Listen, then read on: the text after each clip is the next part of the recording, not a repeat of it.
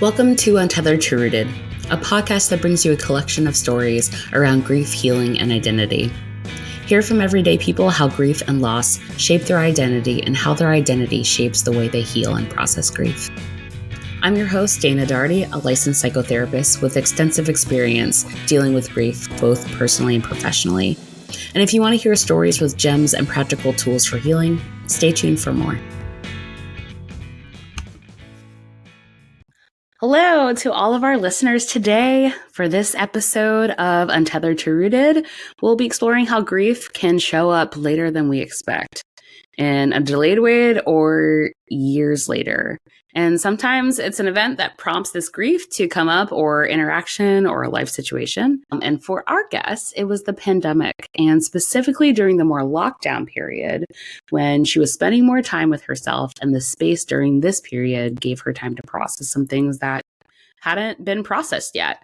And we know that grief can be about significant changes, about events that happen in your life or situations that impact our lives significantly. And when these life transitions come and we've experienced significant loss in particular, there's just so many different feelings and questions that arise. And realizing that some things about us change as we allow ourselves to grieve and heal. And so our guest today will be discussing more about this. And so before we get into it, I'd love to introduce Ciera. And by way of introduction, I'm going to read a little bio, and then I'm going to actually have her share a little bit more about herself. So Ciera is a dedicated advocate for diversity, equity, and inclusion. She brings a wealth of experience and passion to her role as the Chief Diversity, Inclusion, and Belonging Officer at Crisis Connections in Seattle, where she is the community engagement lead for the 911 Call Diversion Project, one of the first partnership pilots in the country. Additionally, she is the founder and principal consultant of the Do Better Project, LLC.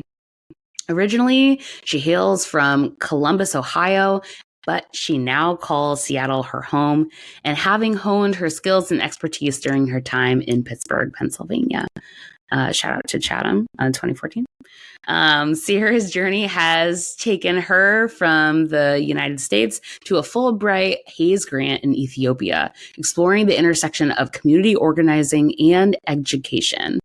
Her diverse background encompasses roles ranging from empowering at-risk youth transitioning out of foster care to crafting compelling narratives as a writer for the Pittsburgh Post-Gazette. And Ciera is now pursuing her master's in education at the Harvard Graduate School of Education. So welcome, Ciera. Thank you so much, Dana. It's a pleasure to be on the podcast with you. And I'm just thinking about, what shall I say about myself? I'm working really hard to not orient my story around my work or my achievements, albeit very important, but there's more to me than what's on the paper. And I am very eager to actually learn more about what that story means to me. And so for now, I just tell people that I am working towards my North Star, which is to keep people safe. And at the moment, I am doing and being all the things that keep me aligned with my North Star. And that will evolve over time. Yeah, working and aligning with your North Star. I love that. That's something important to keep in mind. And it sounds like it's a compass for you too. So, yes. Yeah. Well, since we don't want to just only have you share about your achievements or around your work identities, I'd love for you to share just what are some identities that are important to you? Who are you? Yes. So I am a person with multiple sclerosis, and I also identify as a person with a disability because I have MS. And that has been a journey in itself to come to that realization for me that it's okay to tell people that I have MS. And yes, it is a disability. And it is what it is. I don't evaluate it negatively or positively. It doesn't have that type of charge in my life, and I don't want it to. It's just me. Mm. And I am a traveler. I've traveled to over 78 countries at this point. Wow. I've been to every continent except for Antarctica, but I am prepping my body to endure that adventure in time. And I am an explorer, an adventurer. I always love trying new things. I like to rock climb, top rope, and bouldering. Um, I'll be learning how to paddleboard sometime this summer. I am also a lifelong learner. I'm always in a book or taking some sort of class or just trying a new skill, not only to build neural pathways, but just to expand the limits of who I thought I was. Mm. And so I am currently in a jazz vocal class, and I have a solo at my rehearsal coming up. Wow. And recently I took a stand up class, and I still do stand up. And I took some improv classes after I realized, oh, I'm not too bad at stand up. And I am a part of a team of all Black improvisers. And I think Mm. that's very rare in this region, in the Pacific Northwest. But I think I'm at a point in my life where if there isn't a space, I'm not going to run and identify where another space is. I think I'm in a point where I'll just create it. I there's a quote by James Baldwin that's escaping me, and I don't want to butcher it. There is a quote about the need to create spaces if you don't see it, and that is okay. Yeah. And that was my intention of creating this space for Black improvisers in Seattle, so that we could have the psychological safety to create and tell the stories that we want to tell. And Yes. I, I'm a, I'm a lover. I'm a thinker. I'm a writer. I actually have a Substack that is a secret. Oh, okay. Maybe I'll share the link, but I write some things about life and um, yeah, I'm just expanding and being, and that's where I am in this moment. Yeah, I really hear that. There's so many parts of you that are so important, and I just appreciate you sharing all those parts of this here. And wow, you are like I think the theme. I think you said it so beautifully. The theme is just like a lot of expansion, a lot of expanding into many different things, especially as like an explorer and an adventurer. Um, I'm wondering of some of those identities, either that you've named or maybe there are things you haven't named. Is there anything that people may not know about you, but it's important for what you'll share with us today? Oh, of course.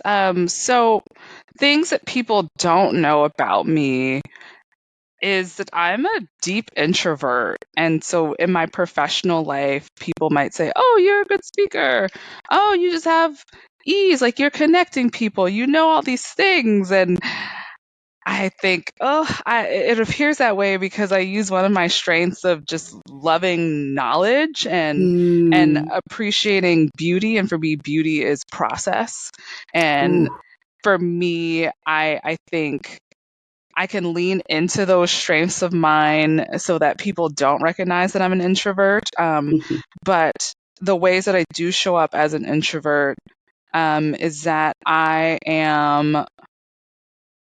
guard a lot of my stories and my most like inner depths and emotions.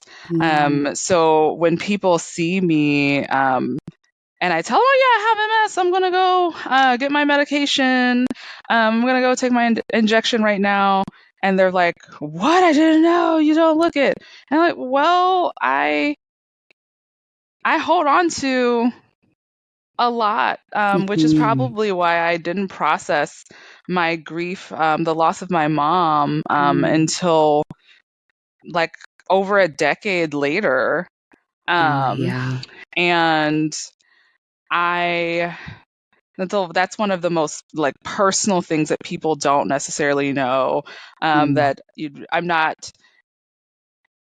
not talking, not because I'm avoiding, or I just don't want to be in a situation. I'm quiet because I'm observing, I'm thinking. Um, Another thing that people don't know about me is that I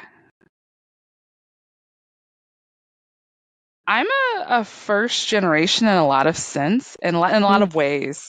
Um, Mm. College, moving so far from home, um, earning more than $30,000 a year, having extracurriculars. I am leading a life that is vastly different than a lot of folks in my family and my community. And again, I don't charge it negatively or positively, um, but I do think that when anyone makes decisions that are a leap from the experiences that you're accustomed to, that you've been enmeshed in, it does create another layer to your universe, or another Mhm. layer to your world, and it's like Yeah. you're part of, and then you're not in some ways. Mm. And so there's also like other parts of my life that I don't bring into work, or like in certain social spaces in Seattle, because this is an area where everybody is eating like single origin arugula, whatever, and they're all like hiking, Yeah. and I know I'm leaning into stereotypes, but it's vastly vastly different from, oh, like I go visit my family in central or northeastern Ohio, Yeah. and we go fishing, and it's quiet, and Mm. we go to church on Sunday, and it's a part of my world, even though it is another universe from the world that I'm in Seattle. Yeah. Yeah. Thanks so much for sharing all those different pieces of who you are that people may not know. There's so many misconceptions about introverts. And so I'm really glad that you're here to share about just like how those aren't true. As you were sharing about the introversion, not sharing about your mom, or finding that people find out things about you later on, I'd love for you to share maybe about your connection to this topic today about delayed grief, grieving years later, and even the pandemic being that space to grieve. You started to talk about it, and I'd love for you to just share a little bit more about that. Of course. So growing up, my mom was constantly sick. Mm. And I always told people that I have a mom and I don't have a mom, because she was physically present, but not emotionally. And not because she didn't want to, it's because she suffered from, honestly, medical racism. When Mm. she was a child, she had rheumatic fever. And at Mm. the time, I think she grew up poor, Black, Akron, Ohio, and science has evolved, medicine has evolved, and you treat different infections with different things based on what's going on. But I think they probably saw her and her family, and they're like, oh, well, we'll give her this, and it caused scarring in both her kidneys and her heart. And so since her like mid to late 20s, she would have these bouts of illness. By Mm. the time I was in the fourth grade, she had 3 or 4 strokes. Wow. And I unfortunately witnessed the last stroke. I was in fourth grade, and I unfortunately had to get my dad, wake him up, and contact 911. And from that moment on, I was not a child anymore. Like physically, I was a child. I don't think that my community viewed me as a child. And I say this because very few people asked me if I was okay or what's going on. I just remember in school when there was a dip in my grades. And this was before culturally responsive teaching and pedagogy. Yeah, This was yeah. before social emotional learning.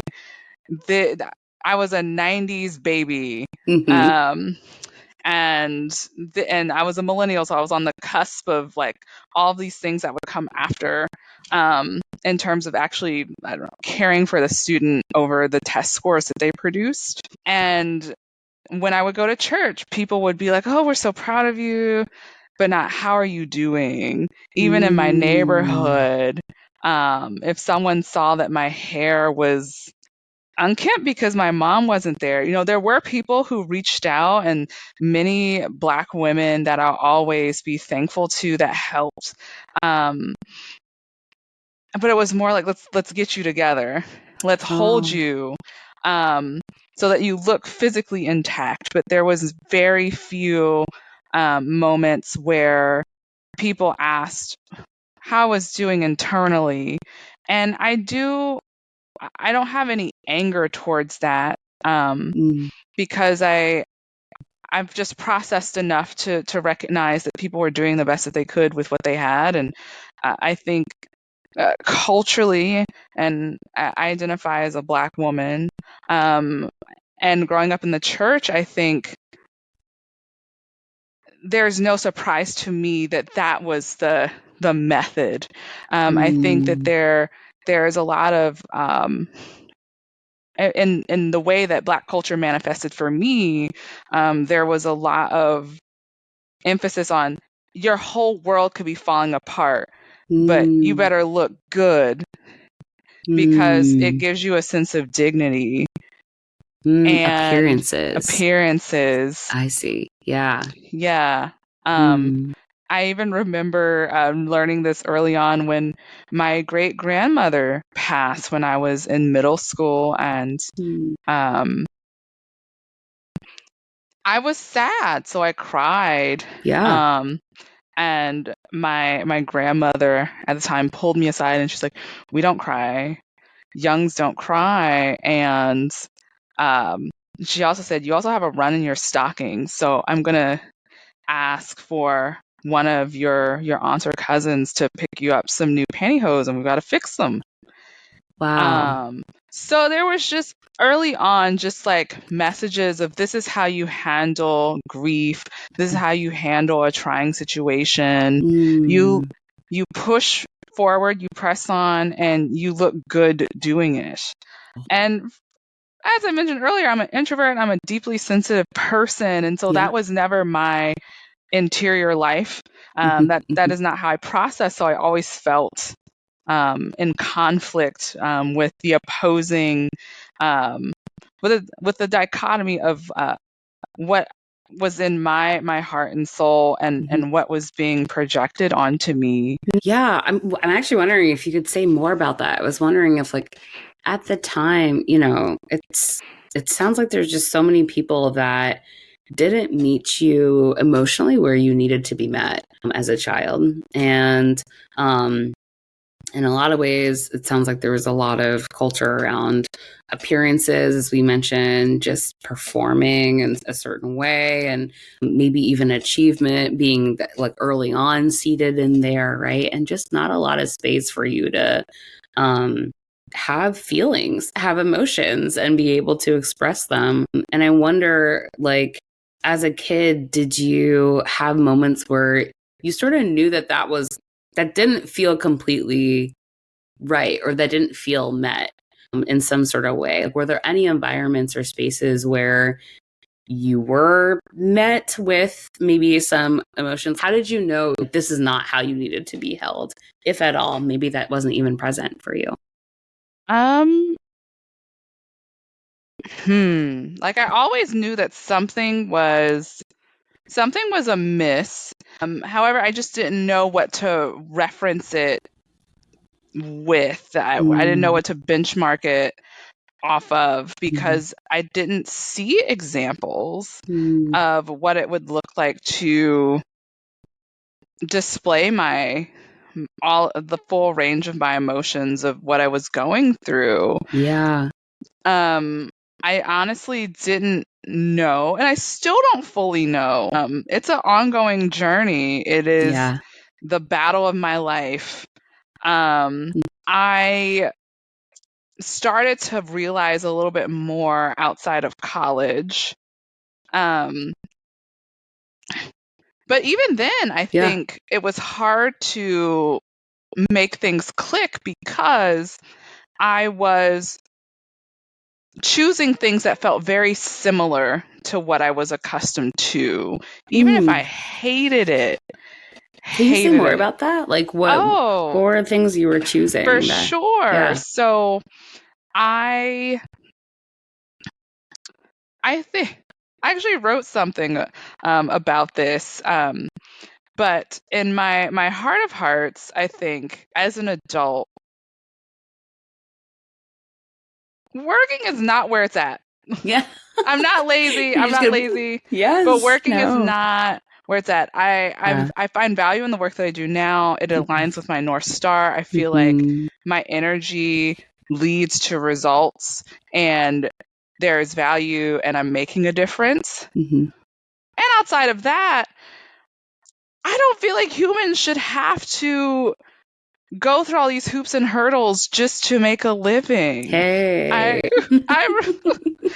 remember in a middle school project, I think it was 6th or 7th grade, when we talked about what do you want to do and be when you grow up, which I think is ridiculous. We should be pouring into children, not like poking and prodding them about, okay, think about your future right now. I just think it's absurd. Like your future profession. Yes. Yeah. Because I think at that time they're questioning themselves, they're questioning the world, they're scared. I think that should be the time where there's like utmost security and confidence building. And as they grow older, they will then find what it is that they want, and then that'll change. So teaching them the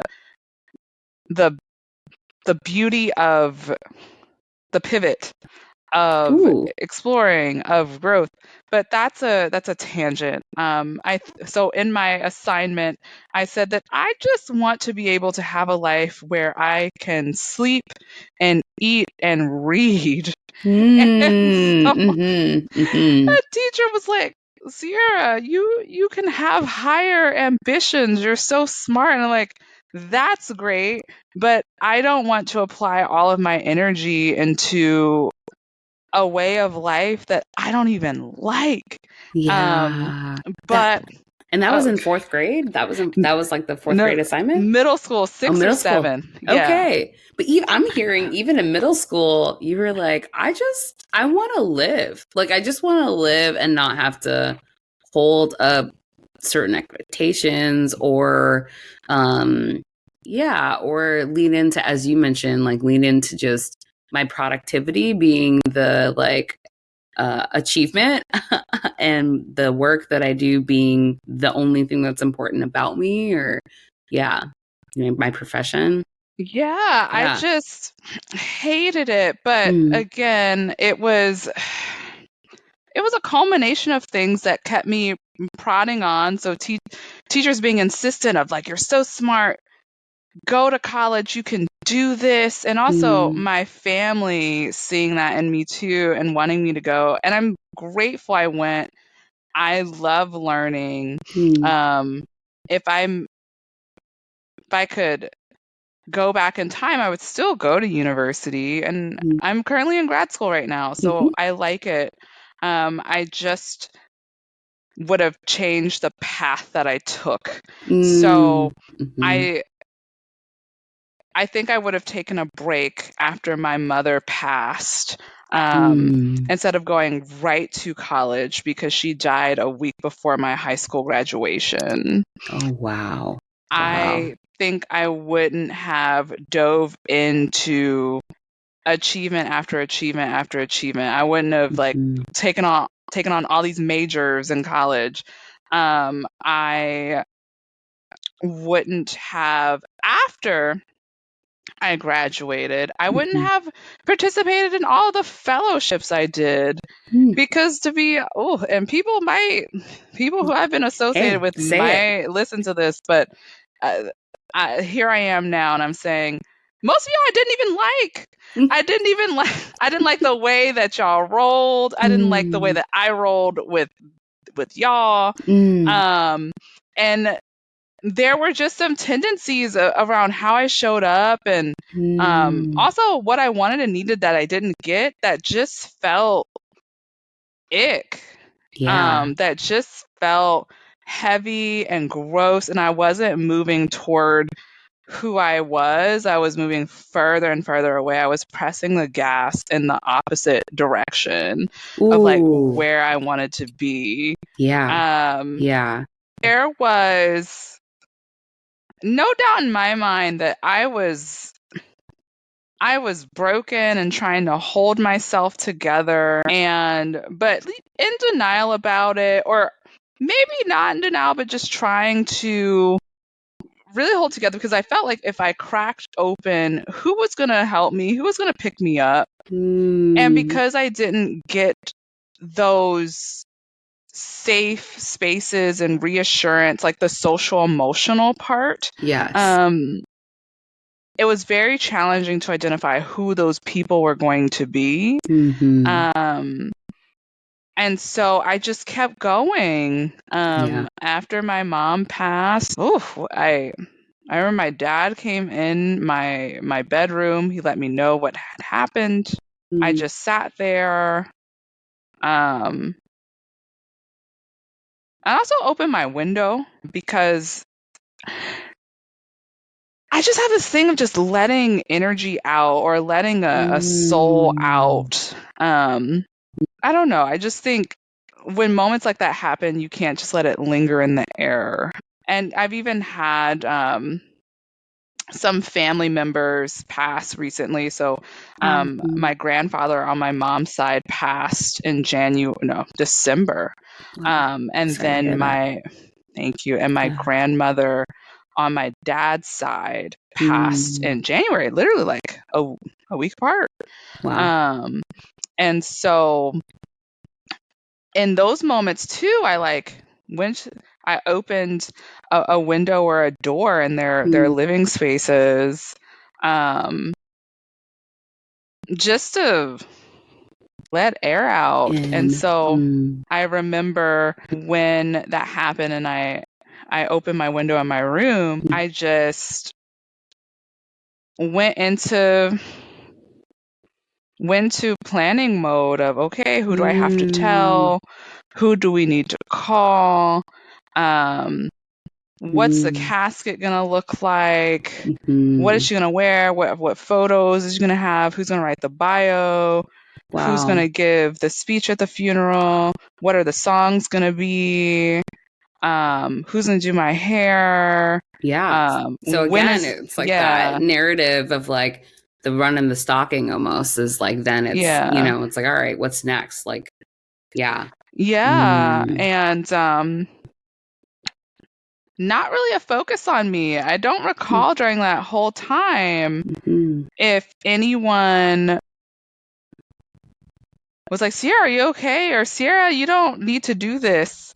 We got it. I imagine that people were sad. People were broken up. But I think I was like a matriarch in training, or like it was like an expectation on you. an expectation. And so I just did what I needed to do, and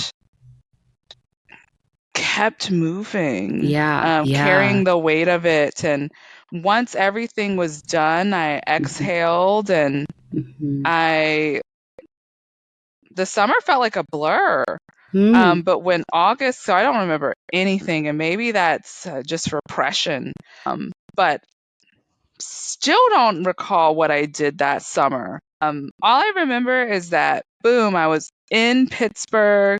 I had all these boxes, and then I was just alone in my dorm at one point. Mm. And I was like, okay, I feel nervous. And then I was like, okay, I need to map out my classes and when I'm going to study and when I'm going to do this and what activities can I do, and I can't go to a party, I can't date because I don't want to get caught up in that, and I'm going to like lean into church really hard Mm-hmm. because I need to stay steady This because discipline. I'm hearing like yeah, task oriented and discipline as opposed to like, yeah, if you were to date, then you would open up your emotions and a potential like whatever in a relationship. And that'd be confusing and bring up things. Yeah. yeah. Yeah. Wow. And so I'm wondering, like, when did things start to change for you? I mean, you shared a little bit about like how your identity is influenced how you process grief a little bit.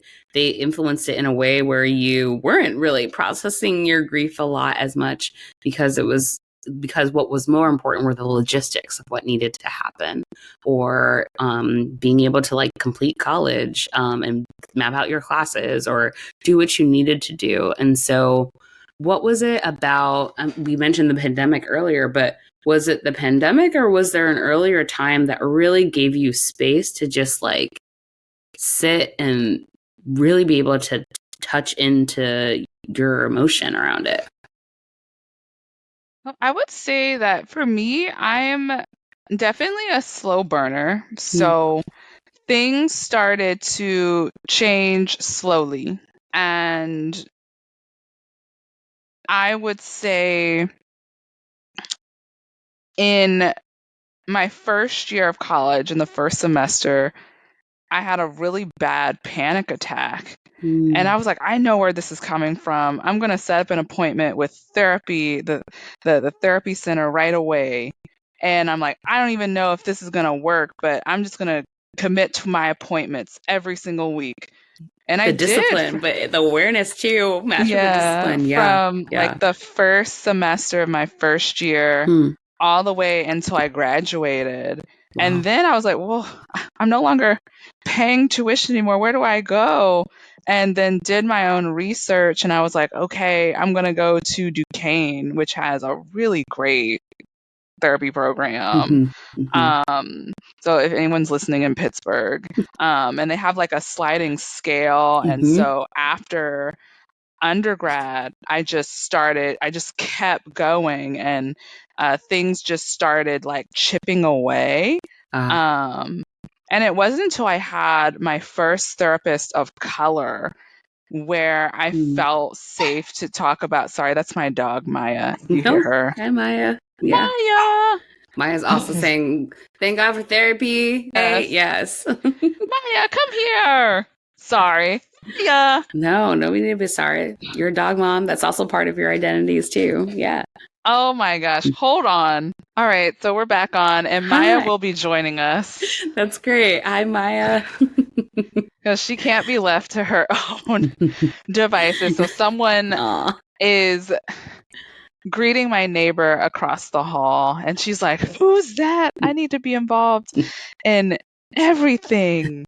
But now she's just on my lap. Oh, it's So she's great. like, I'm I glad you have can a join person. us. Yes. So oh yes. Yeah. I finally had a therapist of color who helped me connect the dots between like growing up as a Black woman Mhm. and but living in this very white space and Mhm. not having the space to really share how I felt, or and also thinking about all the other spaces I've been in that weren't culturally responsive, and Yes. how I had to hold in what I felt. And she imagined that I felt angry and sad and alone. And she just like hit the nail on the On the head. head. Yeah. And Can you like share a little bit more about that? I think that's so important what you just mentioned about being a Black woman in predominantly white spaces and how that impacted maybe not being able to grieve as much or not being able to start a healing process. Can you just go a little bit into like how that oh, impacted you? sure. So after my mom passed, I honestly think that my experience would have been different if I went to Atlanta or DC or New York Mm. or Chicago or for college. Um, yeah, I chose one of the whitest cities in Ah, America, yes. and Okay. I not to discount the experiences of BIPOC folk in those areas, because Mhm. I witnessed that people are building community and living and leading. And at the same time, I do think that in predominantly white spaces, there's so many norms Mm. that are implicitly or explicitly enforced around how you're supposed to show up if you're not within the dominant narrative or the majority. Um, and so for me, I don't think that there was space to be my full human self and say, well, I'm sad, or Yeah. the system failed me, Mm-hmm. because if there wasn't medical racism that that led to my mom receiving subpar care and then experiencing like the bulk of her life in the healthcare system, and then my dad being a working class, my brother having cerebral palsy, but not being fully supported by the state, and my dad having to spend the bulk of his time taking care of my mom and then also fighting to make sure that my brother had the care that he needed, which meant Mm-hmm. that for me, everyone did the best they could and got me to the other side Yeah. of Yeah. to adulthood, and I turned out so great and I love them. But there's so many things before I even got to Pittsburgh that were rooted in white supremacy and Mm-hmm. systemic oppression that affected the trajectory of my family, Mm-hmm. and also how I didn't have a grieving process. Yeah. When I went to Ethiopia for my Fulbright, and also when I lived in the Gambia for a study abroad, when people passed away, it's a completely different process and experience. There's time and space, and people are openly emoting what they feel, Mm-hmm. even in the written languages of Amharic in Ethiopia Mm-hmm. and Wolof in the Gambia. There are words for emotions that would be really hard to describe in English in the U.S. What was it like And seeing that? Like for the first maybe for the first time seeing people openly grieve in those spaces. it felt a little overwhelming because there was just a lot. And then I also felt conflicted because there were many spaces in which I was told I couldn't be that. I couldn't be a lot. Or I was told Mm. that if I did, that would be extra.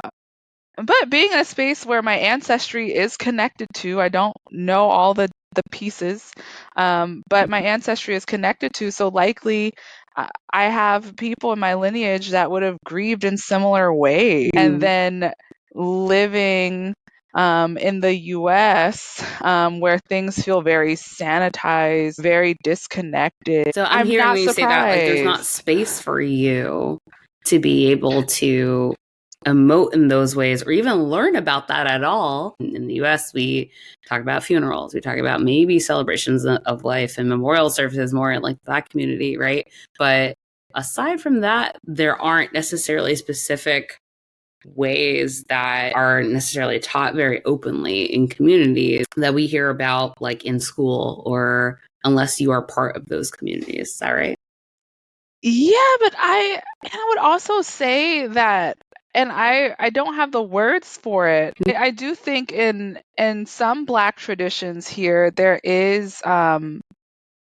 are some traditions that I can see through lines in, like the celebration of life, and there being lots of song and even and dance and like a procession that is very similar to what I noticed in West Africa when I lived there. But then there are parts where it feels, wow, this is very Western, or this is very American, where it seems blunted, like there's like a time frame in which you must get this done, like in terms of the ceremony. Like if we start at 1, we're going to end at 3, or all of this costs thousands of dollars for you to do, or as opposed to the community pulling funds together to support a family who is grieving. Good point. Yeah. Or okay, maybe the first week people will make meals for you, but after that you're on your own. Whereas I've noticed that people will check on others for life.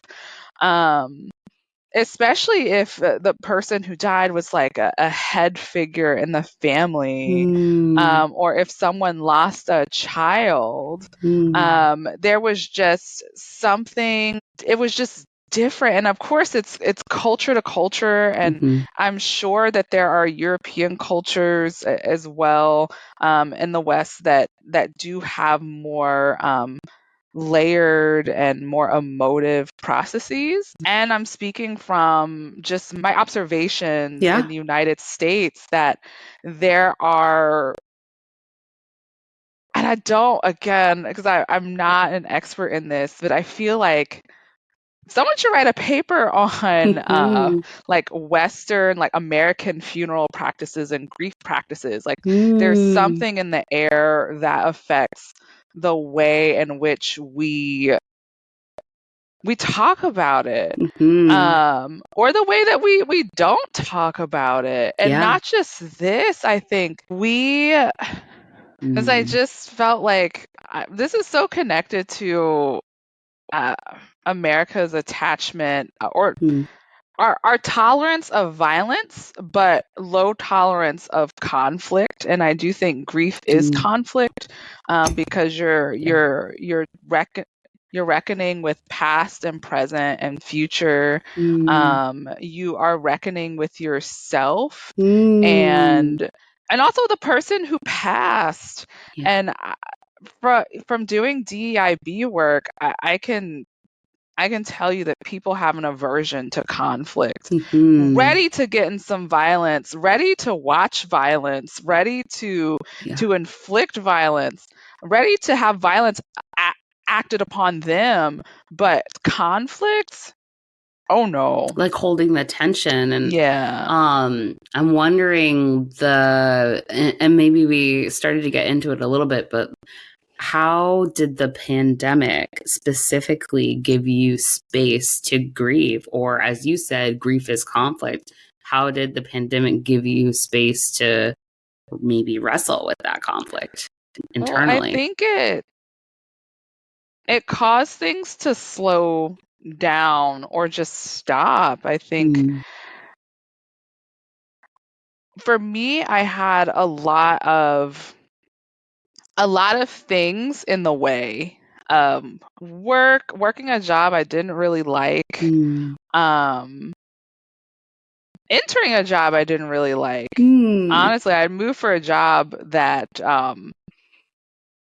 I thought was something else, but it turned out to be completely different. And I'm like, oh, well, I'm here already in the area.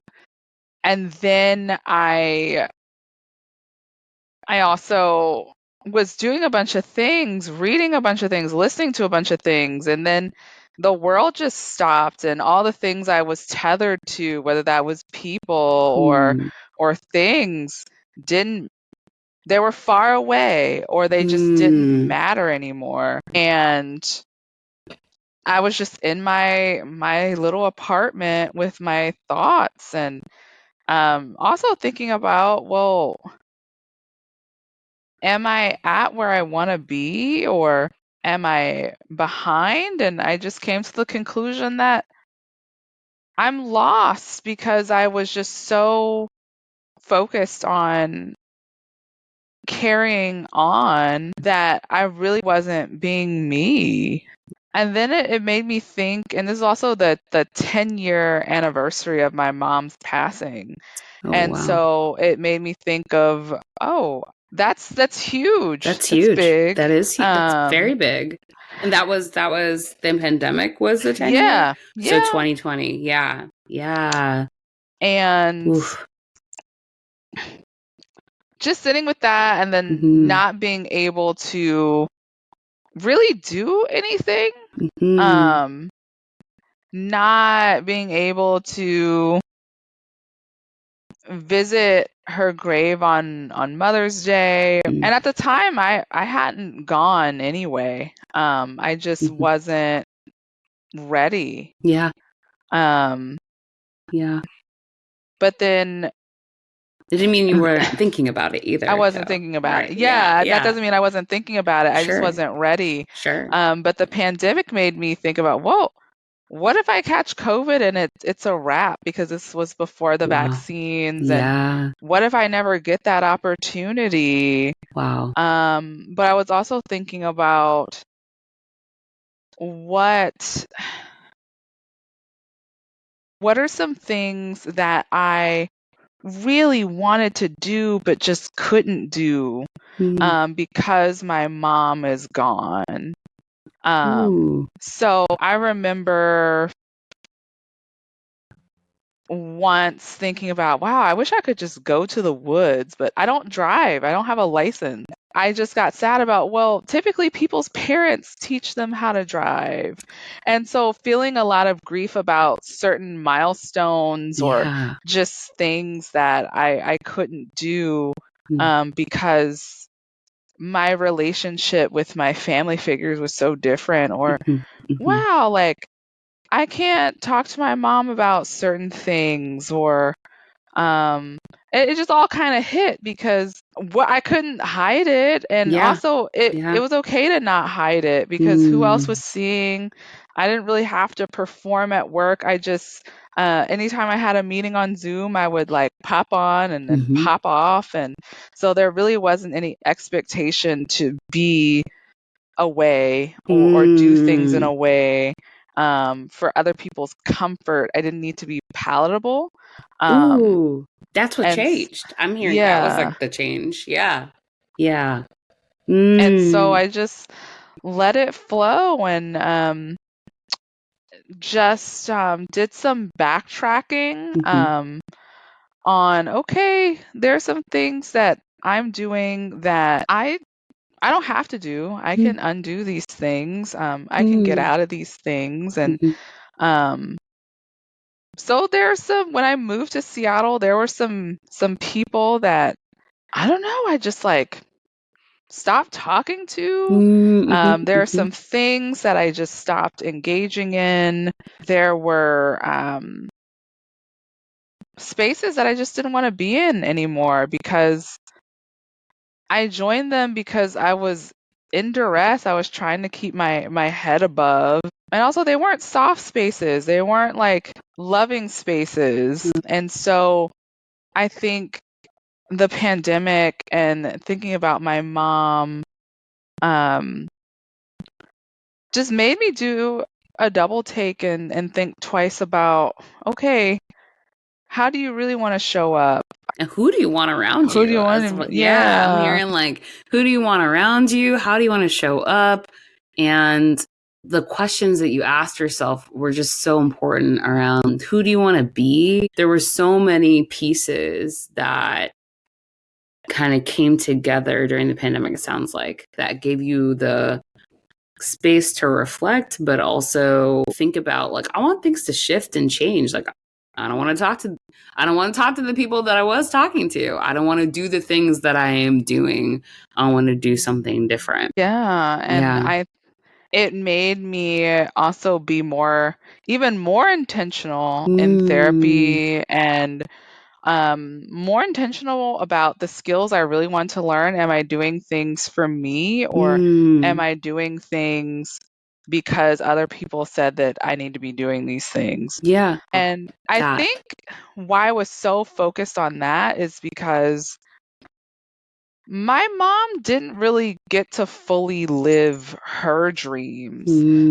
Right before she passed, she had enrolled in culinary school because she likes to cook, and apparently, according to the story, she was a really good cook. But then when she got incredibly sick, and this was after her last stroke that I witnessed, she was unable, her body was unable to move in the ways that they used to. And so she could not cook in the way that she used to. Yeah. And she was in her last trimester of culinary school, but passed away. She didn't get to cross the stage. She didn't get to pursue what she loved. And so another thing that I thought about was not necessarily what was the purpose of my mom's passing, but more of like, what does this have to do with me? What am I supposed to make of this? And so it led me to think about, well, I want to make sure that I do what I want to do, and also break some generational stuff that I felt like was not only plaguing my mom, but plaguing other women in my life. Like I don't want to be, I don't want to, if I ever have a grandchild, I don't want to tell them that they can't cry. And of course, all this is coming from a place of survival and very much rooted to me. And again, I'm not an expert, but I feel like it's rooted in the DNA of people, Black people living in the U.S. who are descendants of enslaved people, of holding grief because you could get in trouble, recognizing that separation and grief is just a part of the narrative for us. So you keep pushing. I do think that there's a connection there, but I felt like 2020 was like, for me, a portal into a new way of being. I don't have to be what was. Like the expectations that were on you either. Yeah. And so I knew that I wanted to go to grad school, but was just kind of like scared of, is this information overload? Am I doing this because I really want to, or because other people are telling me to? So I used discernment, and then did use that time to research degree programs. I also began to learn how to drive. I'm still learning how to drive. Because it's a slower process when you don't have like community members like round the clock giving you that space. So I'll get my license when I get my license. I also started taking better care of my health, and especially with MS, that I have to be very mindful and be an advocate for myself. And also I learned that releasing trauma from the body is also helpful in alleviating symptoms for my MS. And so grieving was another part of the process that I needed to do, and I'm still doing. I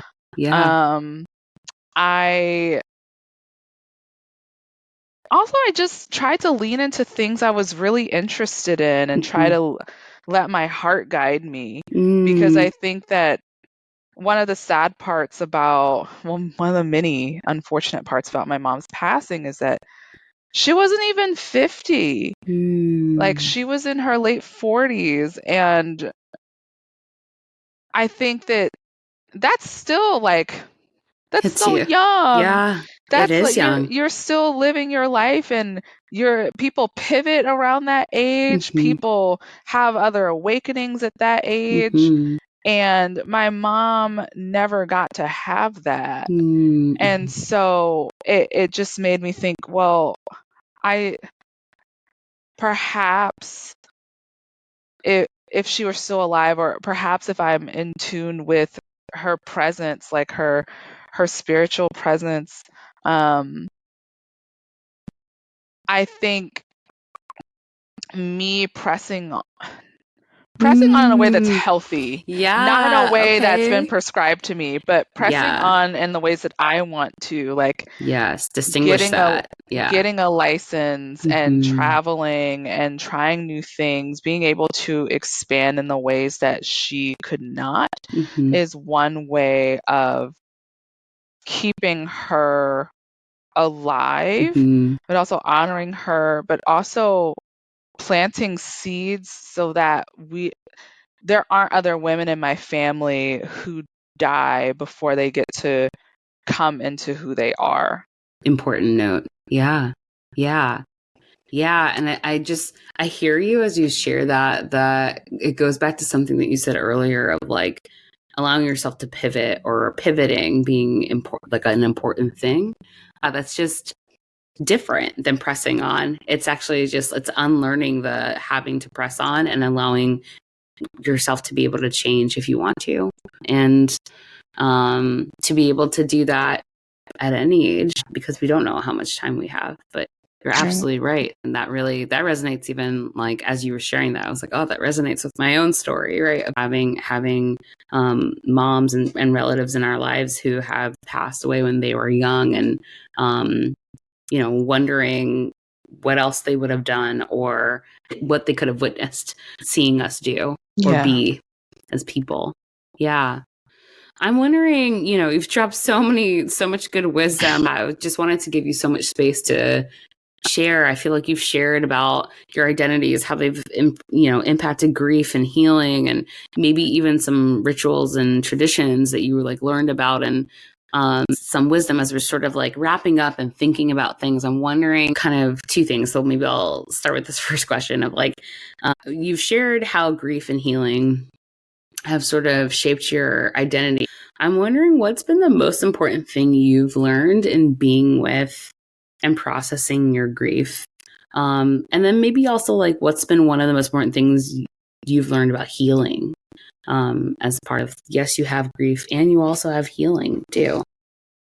One of the most important things I've learned from being with and processing my grief is that it's important to connect with your cultural or ancestral practices. Can you say more, like Of in course. relation to So, yourself? yeah, going back to um, the revelations I had living in Africa for a little bit, and seeing how those practices of grieving were drastically different from the ones I've been conditioned to accept. Mm. I do think that there is wisdom in our roots around how we hold our dear ones who have passed away. Mhm. And for me, I think when I was able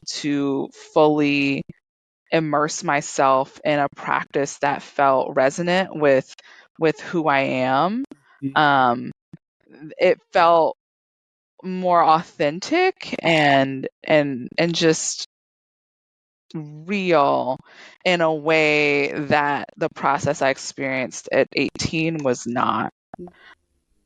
And and Yeah. even and even if people don't know, because it's very real for many of us, Mhm. we might not know what that looks like.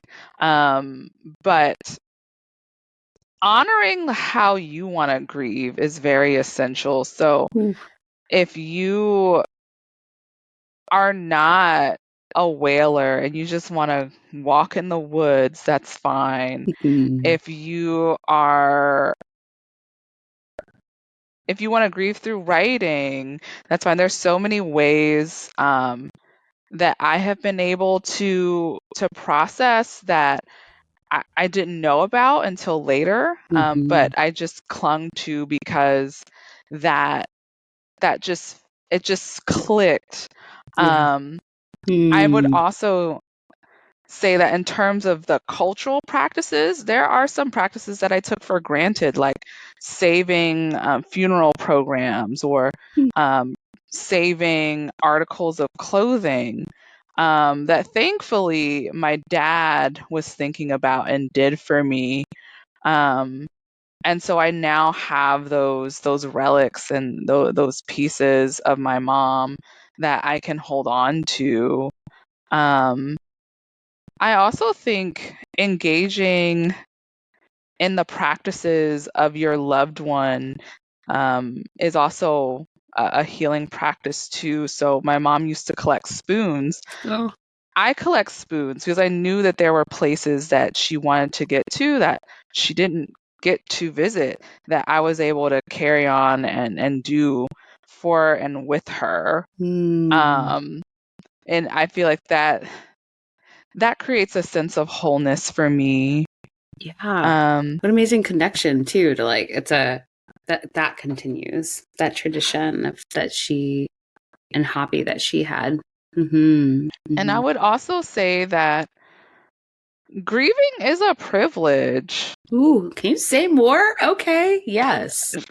For sure. It is not surprising to me that I not only had the space during COVID, but I also had the space because I was making six figures and I was working a job that allowed me to be remote. And there are many folks that during COVID didn't have that opportunity or that privilege to earn that much, especially in a city like Seattle. That's right. And there are people who, even before and after the pandemic, didn't have that and likely won't have the flexibility or the financial resources to be able to grieve. Because I think that my grieving process is so different from my father's, solely because he's working class, and he is a caregiver to my brother, so he never got the break or the space that I did. And I also think about other people in my life who they had to carry on because what was the space? They can't take a paid vacation. Yeah. And so I That's right. think there's something, and it's larger than us. It's a systemic thing, and maybe that's another reason why I feel like that America is just we're so. I don't think we have met the mark of how to grieve because we're not creating a structure for it. And a part of me wishes that if I had the social and financial capital, I think it would be very powerful to have a grief sabbatical, like a fund for people who they need bereavement leave, but they can't afford to do it. So they're just crumbling and falling apart or holding it in, and that manifests in their body. And I'll just stop there because Ciera, I feel like you have a good idea that maybe we in the future on this podcast maybe need to build on in some sort of way, right? To your point in the beginning of like, if there isn't something, sometimes we have to create it. And so I agree having the space to be able to do that, but also like the things that you're naming, time and money, and space to be able to have that ability to be able to grieve well is a privilege, and being able to lower barriers to be able to do that is something that could be mutually funded. In a community collective way. Yeah. I just have a final question for you. I'm wondering, you've shared so many gems, so I feel like you've maybe answered this question, but I'm just wondering if there are myths that you've heard about grief or healing. I'm wondering, what do you wish people knew about this topic? Or you can also take this question instead. What do you wish you knew that you know now, but you didn't know then. So I'll actually try to address both because my Okay. thought, it feels like it's in the realm of both. So Okay. myths that I've heard and what I wish I knew. Grief and healing doesn't have a timestamp. I think that it is ongoing and it will ebb and flow. You will move forward. You will also move backwards. It's not a test that you take and you do it well. I think that there's an assumption, and that's why our bereavement leave in the United States is so abysmal, because people think, Yes. here's your 3 days. 3 days. If you get that, If you get that. Yes. send us the program from your funeral so we can like put it in our system, and so you can prove that something actually happened to you, and then you're good, come back to work. Here's some casseroles, bye, good luck. No, most of the heavy stuff in my experience happened after everyone left. Yeah. After your PTO was gone, and that is a heavy weight to hold, especially alone. And I one thing that I wish that people knew is that there is power in checking in. There's power in community. There's power in that community being attuned to what people need. I think there's no way that people can get through on their own on this. And honestly, I mentioned earlier in our talk that grieving my mom is one of the battles of my life, and I think it is. I think for most people, they're not going to be like in the thick of it all the time, every time, but it's just something that is not going to go away, because like someone who is a part of you, and in my case, someone who made me, is gone, and that leaves a gap. It's like, you can try, like in a puzzle where like, okay, we're missing this color, this piece. You can try to stick like a little puzzle in there that sort of fits, but that it's not the same. And so that's what you like. If you squint, like, oh, okay, it looks okay, but it's always going to be changed. It's always going to feel different. And I think I think it's important for people to remember that and be mindful of that. And also, sometimes you have to think about your discomfort when you're witnessing someone in distress or sadness, because I also think that folks in the United States don't. There is an aversion to pain, feeling it, seeing it. And when people grieve, they're in pain. And so I think, I know for me, that knowing that people were averse to it and didn't want to talk about it, I'm like, okay, so I'm not going to talk about it. I'm just going to hold it in. I'm going to like project confidence and strength, when in reality, I was falling apart.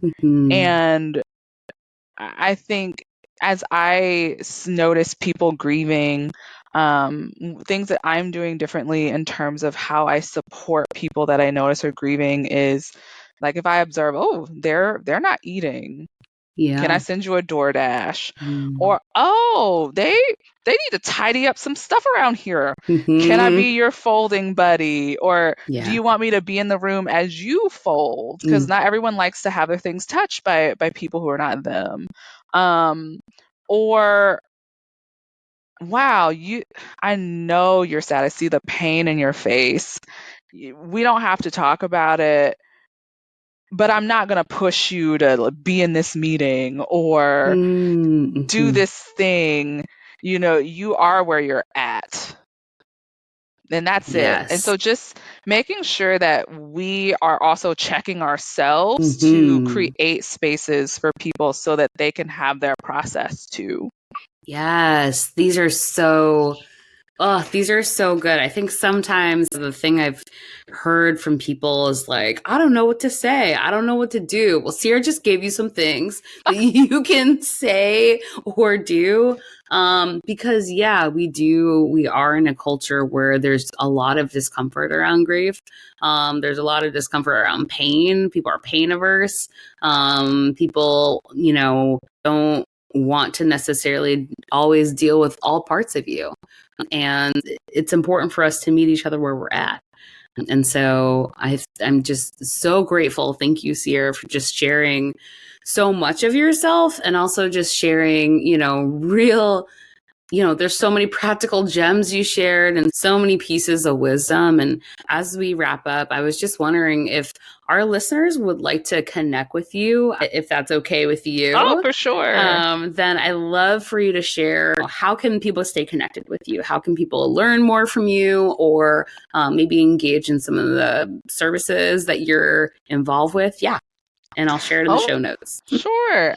So I just started my DEI Consulting LLC, the Do Better Project, and I started it because I was seeing some crappy DEI, and I think that was a result of 2020. It just like burst the market wide open, but I noticed that it was either, we don't really need to interrogate ourselves and how we show up in spaces. Diversity is important. Celebrate the heritage months and you'll be fine, which that's not it. Or, hey, you're not ready, but you have to get ready. And so you can't swim, but you're going to be diving off of this board into the deep end at the end of this workshop. And that doesn't work either.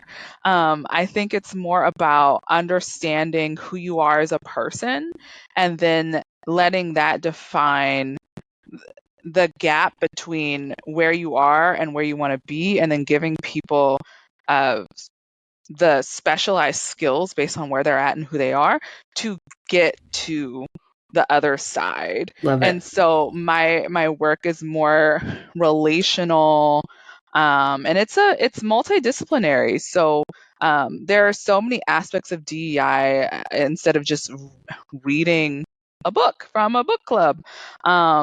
Yes. You've got to learn how to speak. You have to learn how to move in community. You have to learn how to be comfortable with your emotions. And so this is some of the work that I do. And if that resonates, my practice resonates, you are more than welcome to email me at, this is a very long email, do better, BETTER project, PROGECT, and then LLC@gmail.com. As I evolve, I imagine I'll get a better email. That's great. Everyone needs to do better. So you can remember that, the Do Better Project LLC. Yes, that's great. And any other types of connections, you can find me on LinkedIn. I'm not really a social media person, but I do check my LinkedIn at least once a week. Love it. LinkedIn. And you also heard Ciera list her email. Like I said, I'll put it in the show notes. Ciera, thank you so much for your time today. Appreciate you. And also thank you so much for sharing so much of yourself. We appreciate you. Appreciate you as well. Happy to help. Yeah, thanks. Thanks for listening to this episode of Untethered to Rooted. Untethered to Rooted is produced and hosted by me, Dana Daugherty. Original music was composed and performed by the ever-talented Daniel Dickinson. Thanks so much to our guests for sharing with us today. And if you like what you hear, please subscribe, rate, and review our podcast. And follow us on social at Untethered to Rooted. And if you didn't like it, what podcast? Dana who? Until next time, take and give good care.